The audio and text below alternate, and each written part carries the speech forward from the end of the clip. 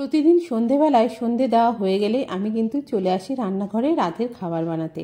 আজকেও চলে এসেছি। প্রথমে কিন্তু আটাটাকে ভালো করে মেখে রেখেছিলাম। আর আজকে রুটির সাথে বানাবো একটু আলুর তরকারি, সাথে একটু বেগুন ভাজবো।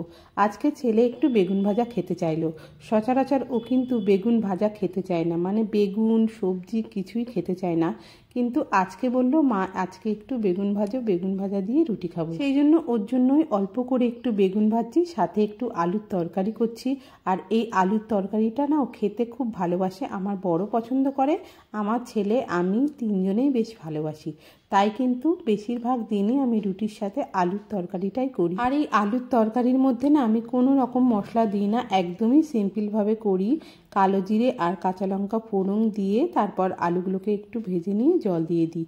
সাথে যদি একটু টমেটো থাকে টমেটোটা দিই, কিন্তু আজকে না টমেটোটা ছিল না ঘরে, তাই আর দিতে পারিনি। বেগুন ভাজা আলুর তরকারি হয়ে গেছে, এবার আমি রুটিগুলোকে সেঁকে নিচ্ছি। আর আমি না এইরকম তাওয়ার মধ্যে একটা একটা করে রুটিগুলোকে সেঁকি। আগে কিন্তু গ্যাসের ওপরে রেখেই সেঁকতাম, কিন্তু যখন থেকে জানি যে ওই রকমভাবে রুটি সেঁকে খাওয়া ভালো না, তো তখন থেকে কিন্তু তার উপরে নিয়েই সেঁকি।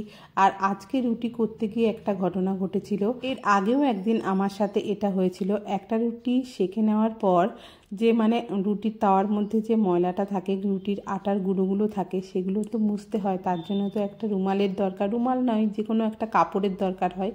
সেই কাপড়টাকে কিন্তু আমি একদম মানে গ্যাসের পাশে রেখেছিলাম, কখন জানি না সেটা ধরে গেছিলো। প্রথমে আমি একটু নিভিয়েছিলাম, ভেবেছিলাম কি মনে হয় মানে আগুনটা নিভে গেছে, কিন্তু সেটা নিভেনি। তো দেখি পরে আবার ধরে গেছে, একটু জল দিলাম, তারপরে কিন্তু ওটা ঠিক হলো। রাতের খাবার বানানো কমপ্লিট, এখন কিন্তু রান্নাঘরটাকেও পরিষ্কার করে নেবো। চলো তাহলে এই ভিডিওটা এখানেই শেষ করছি। সবাই ভালো থেকো, আরও অনেক কথা হবে অন্য একটা সুন্দর ভিডিওতে।